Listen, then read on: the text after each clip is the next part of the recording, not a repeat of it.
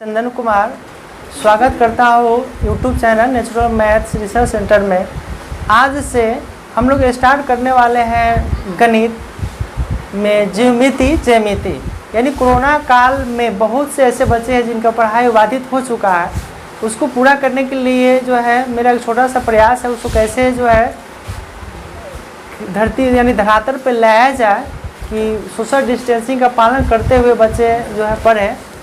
तो देखते हैं, आज यहाँ से स्टार्ट करते हैं। त्रिभुज, जैसा कि फिगर में देख रहे हैं कि हम लोग को त्रिभुज के बारे में पढ़ना है और एकदम क्रम से जो है एक एक करके हम लोग इस त्रिभुज के बारे में पढ़ेंगे। इस भाग में ये त्रिभुज, आज से जो त्रिभुज स्टार्ट हो रहा है, इस भाग में हम लोग क्या क्या पढ़ेंगे, सीखेंगे। त्रिभुज किसे कहते हैं, त्रिभुज के भाग और त्रिभुज का वर्गीकरण। तीन टॉपिक है, तीनों पे एक एक करके हम लोग क्या करते हैं, चर्चा करते हैं। जैसा कि देख रहे हैं, ये जितनी भी आकृति है आपको दिखाई दे रहा है। जैसे मोटू पतलू का समोसा है, इसमें फिर से बोल देते हैं, देखते भी हैं। तो ये जो आकृति है त्रिभुजकार है। यहाँ भी क्या है, त्रिभुजकार है। यहाँ पे जो फराठा है ये भी त्रिभुजकार है।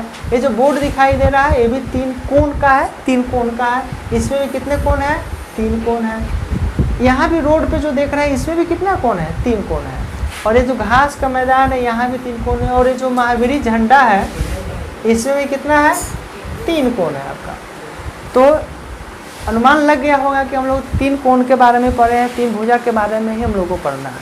आते हैं, देखते हैं त्रिभुज किसे कहते हैं। त्रिभुज अगर इसको तोड़े तो त्रि का मतलब होता है तीन और भुज का मतलब होता है भुजा, यानी वैसी आकृति जिसमें तीन कोण हो या तीन भुजा हो उसे क्या कहेंगे, त्रिभुज कहेंगे। यहाँ भी देख सकते हैं ट्री का मतलब हो गया थ्री और एंगल यानी कोण। तो हम कह सकते हैं कि तीन कोणों वाला जितने भी आकृति होगा उसे हम क्या कहेंगे, त्रिभुज कहेंगे। और फिगर में देख सकते हैं कि ये जो आकृति है इसमें तीन भुजा है, एक दो तीन, और साथ में कितना है, तीन हमारा कोण भी है। यहाँ भी है तीन भुजा, एक दो तीन, और साथ में कितने कोण है, तीन कोण है। तो परिभाषा कह सकते हैं कि तीन सरल रेखाखंडों से घिरे बंद समतल आकृति को क्या कहेंगे, त्रिभुज कहेंगे। आगे जो भाग है त्रिभुज। अब प्रश्न उठता है कि त्रिभुज बनेगा कैसे, उसके लिए कितनी रेखा चाहिए। तो ऑटोमेटिक तीन रेखा होनी चाहिए। तो क्या क्या कंडीशन है कि त्रिभुज का निर्माण होगा। तो हम देख सकते हैं कि तीन फिगर है। इस वाले फिगर में तीन भुजा है, तीनों समान है। इस वाले में तीन भुजा है, दो समान है, एक असमान है। जबकि तीसरे में हमारा तीन भुजा है, तीनों असमान है। सभी कलर को इस वाले समझिए कि लाठी है, लाठी को उठा के ऐसे रख दिए, ब्लू वाले को, रेड वाले को ऐसे रखे, ब्लैक वाले को, सब एक दूसरे से जुट गया, त्रिभुज का निर्माण हो गया। अगर इसमें से एक भी हट जाता, जैसे यहाँ पे एक, अगर इसको मैं इस तरीके से लिखता, एक दो, यहाँ पे, तो क्या सटा है, नहीं सटा है, तो ये हमारा त्रिभुज नहीं है। बंद होना चाहिए। जैसे खेत चारों तरफ से क्या होता है, बंद होता है, वहाँ पे देखिए ए वाला है। जितने भी तीन आकृति से ये हमारा त्रिभुज बना हुआ है, तीनों को मिलाया है, बन गया, बंद हो गया है। यहाँ भी दो को मिलाया है, रखे हैं, यहाँ भी क्या हो गया है, बन गया। तो ये हमारा क्या है, त्रिभुज है। क्या तीन रेखाखंडों से त्रिभुज का निर्माण हो सकता है, उसको देखना है। क्या वाकई में तीन रेखाखंडों से निर्माण हो सकता है। अगर कोई दे दे, हमने पढ़ा कि तीन रेखाखंड से जो त्रिभुज का निर्माण होगा, तो एक दो तीन, क्या इससे त्रिभुज का निर्माण होगा। अगर माप मान लेते हैं कि 10 सेंटीमीटर है, इसकी माप 10 सेंटीमीटर है, इसकी माप 5 सेंटीमीटर और इसकी माप 2 सेंटीमीटर है, तो क्या इससे त्रिभुज बनेगा। हमने पढ़ा कि त्रिभुज को बनने में तीन रेखाखंड की आवश्यकता पड़ती है, तो बन जाएगा। यहाँ भी तीन रेखाखंड है, लेकिन इससे अगर रचना करें तो 10 सेंटीमीटर का रेखा खींचेंगे, 5 एने से खींचेंगे, 2 एने से, बीच में तो 5 2 7 3 सेंटीमीटर बच जाएगा।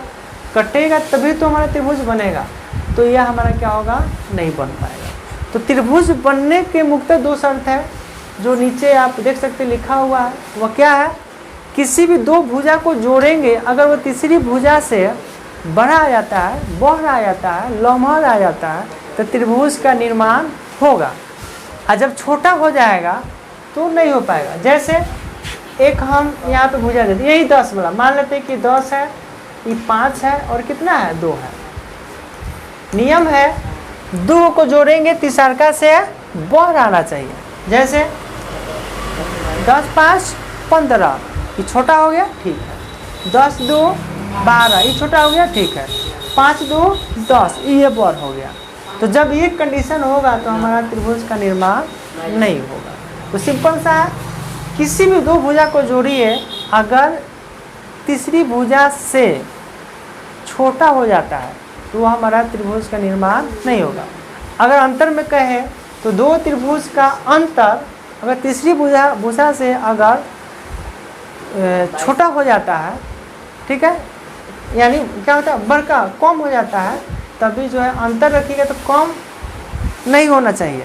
अगर जो जोड़ेंगे तो बड़ नहीं होना चाहिए, तीसरा बड़ नहीं होना चाहिए। तो इससे क्या होगा, त्रिभुज का निर्माण नहीं होगा। यानी दे रहा है, यहाँ पे नोट में भी देख सकते हैं कि यह बराबर भी नहीं होना चाहिए। तो देखिए क्या दे रहा है, किसी भी त्रिभुज में 2 भुजा को वो जोड़ेंगे तो वह तीसरी भुजा के बराबर चाहे उससे छोट नहीं होना चाहिए। अगर हो जाता है तो त्रिभुज का निर्माण नहीं होगा। जैसे यहाँ पे तो हो गया है, आगे देखते हैं। ये जितने भी आकृति देख रहे हैं सब हमारा त्रिभुजकार है और इससे हम क्या कहेंगे, त्रिभुज कहेंगे। अब है प्रश्न उठता है त्रिभुज के भाग कितने होते हैं। तो त्रिभुज में 3 भाग होते हैं, शीर्ष, वर्टेक्स, कोण, एंगल, साइड, भुजा। त्रिभुज के 3 भाग, प्रकार अलग है, भाग पहले हम लोग देख लेते हैं। 3 भाग होते हैं, शीर्ष, भुजा, कोण। शीर्ष किसे कहते हैं, जहाँ पे 2 भुजा आकर के जिस बिंदु पे मिलता है उसी क्या कहते हैं, शीर्ष कहते हैं। जैसे ये भुजा यहाँ पे आकर मिल गया, इसको नीचे चल जाओ, यहाँ पे आकर मिल गया तो ये शीर्ष कहलाएगा। यह और यह आके यहाँ पे मिल गया तो यह शीर्ष कहलाएगा। यह और यहाँ पे आ गया तो शीर्ष कहलाएगा। यहाँ पे तो आगे आ गया। चलिए देखिए, तो त्रिभुज में 3 शीर्ष, 3 भुजा, 3 कोण होते हैं। शीर्ष हो गया, वर्टेक्स, भुजा।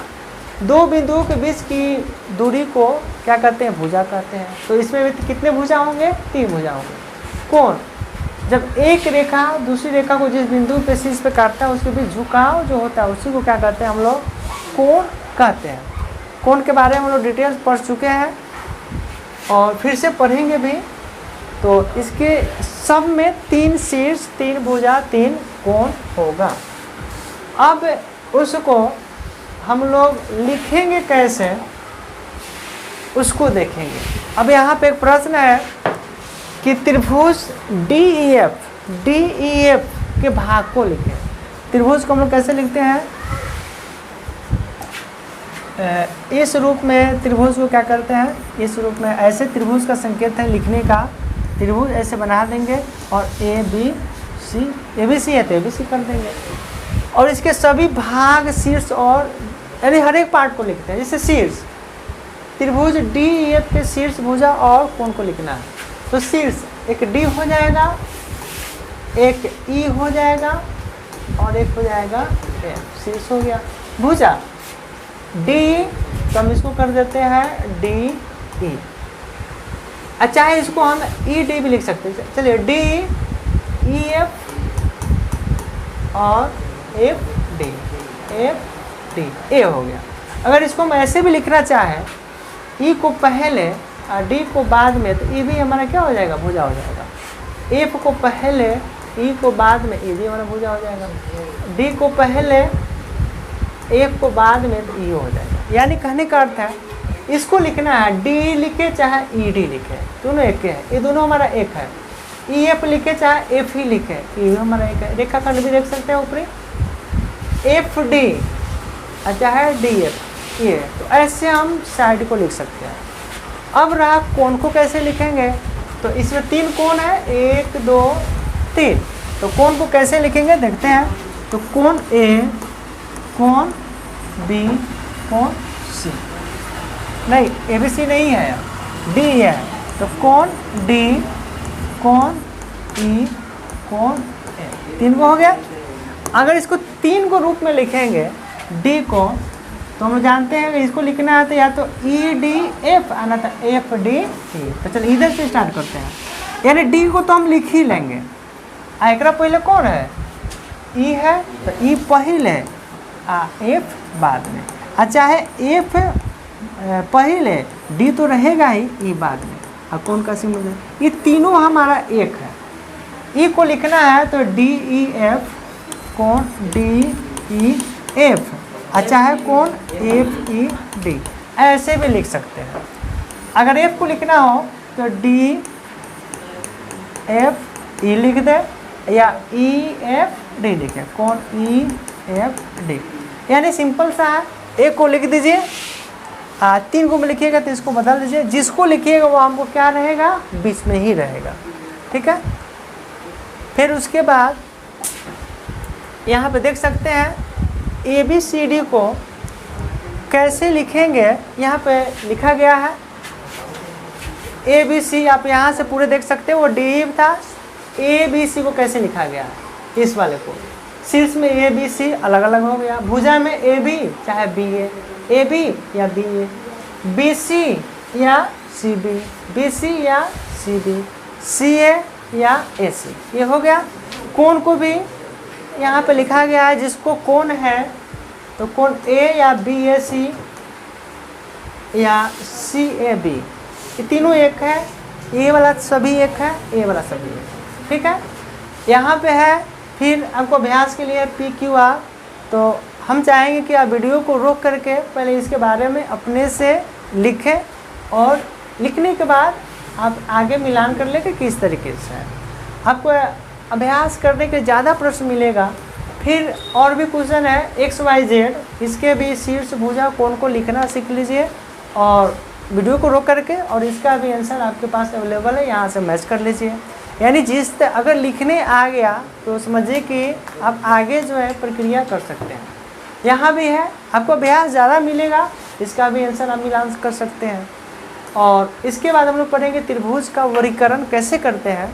तो त्रिभुज का वर्गीकरण हम जनरली 2 प्रकार से करते हैं, एक भुजा के आधार पर और एक कोण के आधार पर। भुजा के आधार पर हमारा होता है 3, समबाहु त्रिभुज, समद्विबाहु त्रिभुज, विषमबाहु त्रिभुज।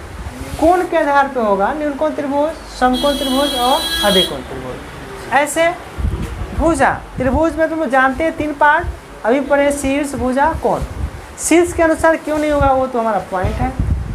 अब समद्विबाहु त्रिभुज, इसके हल्का सा हम लोग चर्चा कर लेते हैं कि होता क्या है, केवल वर्गीकरण नहीं था। इस सभी का वीडियो अगले जो है सबकी विशेष चर्चा अगले वीडियो में होगा, लेकिन मोटे तौर पे बता देते हैं। समबाहु, सम मिस बराबर, बाहु मिस भुजा, त्रिभुज में त्रिभुज, इक्विलेटरल ट्रायंगल।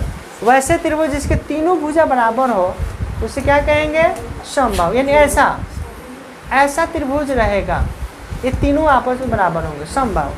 समद्विबाहु, सम मिस बराबर, द्वि माने 2, बाहु माने भुजा, त्रिभुज माने त्रिभुज। वैसा त्रिभुज केवल 2 भुजा बराबर हो, समद्विबाहु त्रिभुज, वह इस तरीके से होगा। मान लेते हैं यह इसके बराबर है, यह हमारा अलग है, समद्विबाहु। विषमबाहु नाम से ही है, विषम माने अलग अलग, एक भी भुजा क्या होगा, बराबर नहीं होगा। ये मान लीजिए बराबर है, इस टाइप का दिखने से नहीं लग रहा, अब हो गया। इसमें एक की भी भुजा क्या है, बराबर नहीं है। तो ये हो गया भुजा के आधार पर। कोण के आधार पर है हमारा न्यूनकोण त्रिभुज, वैसा त्रिभुज जिसके सभी कोण न्यूनकोण हो। न्यूनकोण का मतलब है 90 डिग्री से कम हो। समकोण, वैसा त्रिभुज जिसका एक कोण 90 डिग्री हो उसे समकोण कहते हैं त्रिभुज। वैसा त्रिभुज जिसका एक कोण अधिक कोण हो उसे क्या कहेंगे, अधिकोण त्रिभुज कहेंगे। इसकी पूरी डिटेल जानकारी हम नेक्स्ट वीडियो में क्या करेंगे, पढ़ेंगे।